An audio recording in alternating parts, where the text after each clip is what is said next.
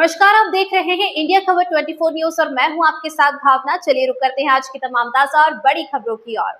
नोएडा निवासी द्विशा शर्मा की भोपाल में हुई संदिग्ध मौत के मामले में स्वतंत्र और निष्पक्ष जांच की मांग उठी है। जबलपुर निवासी एक्टिविस्ट एवं अधिवक्ता विवेक तिवारी ने भारत के मुख्य न्यायाधीश न्यायमूर्ति सूर्यकांत और मुख्य न्यायाधीश संजीव सचदेवा को पत्र भेजकर मामले की जांच किसी स्वतंत्र एजेंसी से कराने की मांग की है। अधिवक्ता विवेक तिवारी ने बताया कि द्विशा शर्मा के पिता नवनिधि शर्मा ने उनसे संपर्क कर बेटी को न्याय दिलाने की गुहार लगाई थी। इसके बाद उन्होंने यह पत्र भेजा। पत्र में उल्लेख किया गया कि भोपाल के कटारा हिल्स थाने में दर्ज अपराध क्रमांक 133/2026 में दहेज प्रताड़ना, मानसिक और शारीरिक उत्पीड़न तथा संदिग्ध परिस्थितियों में मृत्यु जैसे गंभीर आरोप शामिल है।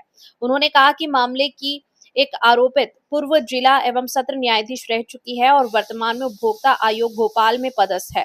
ऐसे में पीड़ित परिवार को जांच की निष्पक्षता पर आशंका है। पत्र में मांग की गई है कि आरोपित को तत्काल पद से हटाया जाए। एम्स भोपाल की पोस्टमार्टम रिपोर्ट का हवाला देते हुए विवेक तिवारी ने बताया कि रिपोर्ट में शरीर पर चोटों के निशान, एंटीमॉर्टम हैगिंग और फॉरेंसिक सैंपल सुरक्षित रखे जाने जैसी महत्वपूर्ण बातें सामने आई है। उन्होंने गवाहों और पीड़ित परिवार की सुरक्षा के साथ सभी इलेक्ट्रॉनिक एवं फॉरेंसिक साक्ष्य सुरक्षित रखने की भी मांग की है।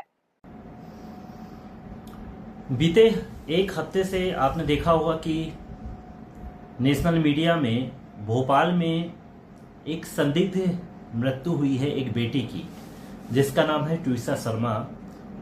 पूर्व जिला न्यायाधीश गिरिवाला सिंह की वो बहू हैं। उनके एडवोकेट पुत्र के साथ उनका विवाह संपन्न हुआ था और उनकी संदिग्ध परिस्थितियों में घर में मौत हो जाती है। उनके परिजन, ट्विसा शर्मा के परिजन, नवनिधि शर्मा, उनका पूरा परिवार भोपाल आता है। एक आंदोलन की भूमिका भी देखने को मिलती है।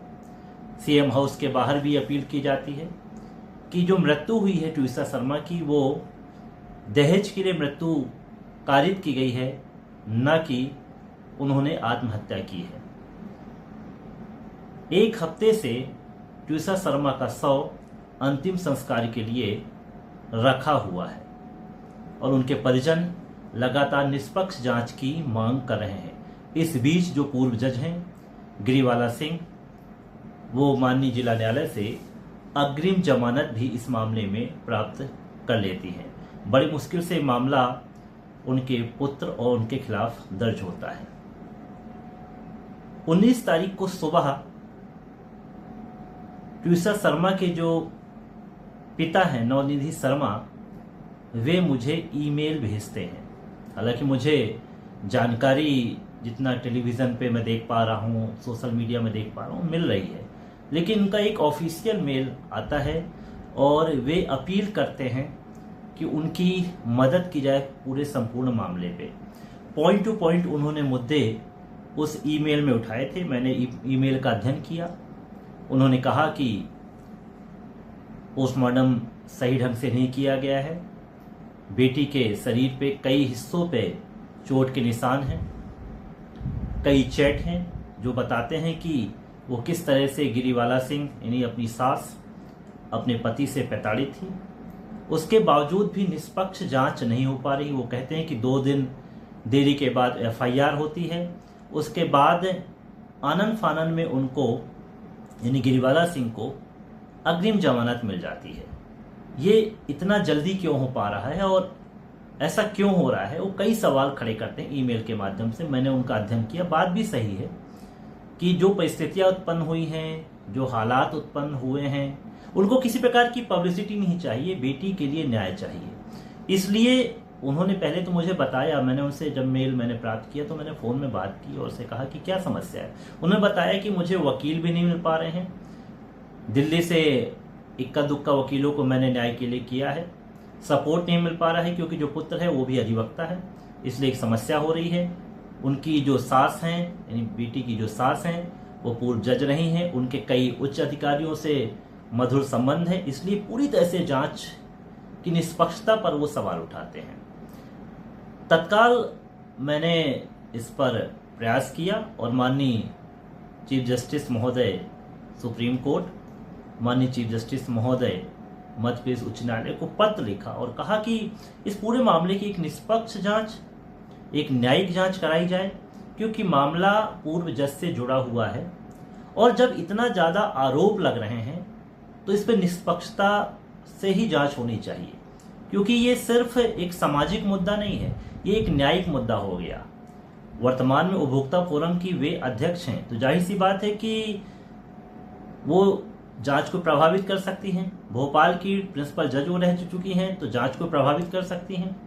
तो उनको दूर किया जाए, उसके बाद जांच की जाए। और ये जमानत कैसे मिली? ऐसे मामलों में इतनी आसानी से जमानत नहीं मिलती। आप इसी केस में देखिए कि सास को जमानत मिल गई और पुत्र की अग्रिम जमानत खारिज हो गई। वो तब खारिज हुई जबकि मीडिया में पूरा मामला आ गया।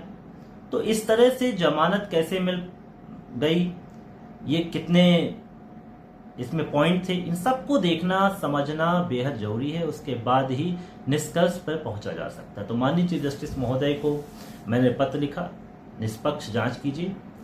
एक दुख की बात यह है कि एक हफ्ते से बेटी का अंतिम संस्कार नहीं हो पा रहा है।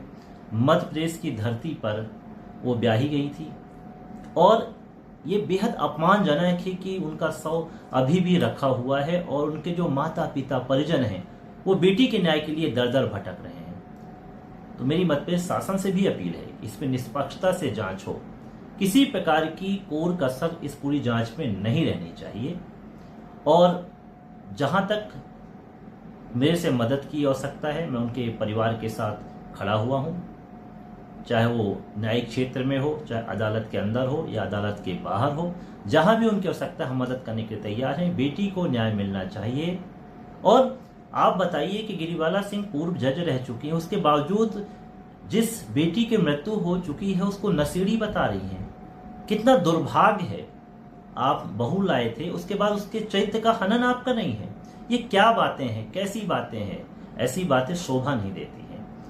तो ये तो कहने की बातें हैं, एक अलग एंगल हो जाता है, लेकिन निष्पक्षता से जांच होना इसमें बेहद आवश्यक है। तो हम तो खड़े हुए हैं उनके परिवार के साथ, उस बेटी के न्याय के लिए खड़े हुए हैं और लड़ेंगे। आप चिंता मत कीजिए, शर्मा जी आपके साथ बिल्कुल खड़े हैं। आप डटकर मुकाबला कीजिए, जहां जरूरत होगी हम खड़े हुए हैं।